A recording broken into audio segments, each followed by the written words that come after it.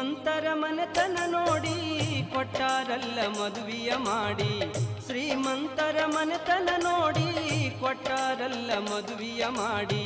ಬಿಟ್ಟು ಬಂದಿ ಯಾಕ ಓಡಿ ನನ್ನ ಮ್ಯಾಲ ಧ್ಯಾಸವ ಮಾಡಿ.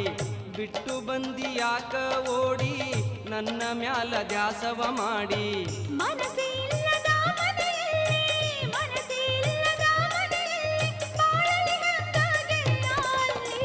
ಯಾಕ ಗೆಳತಿ ನೀ ಹೊಳ್ಳಿ ಬಂದೆಲ್ಲ, ನಿನ್ನ ಮದುವೆಯಾಗಿ 1 ವರ್ಷ ಪೂರ ಆಗಿಲ್ಲ.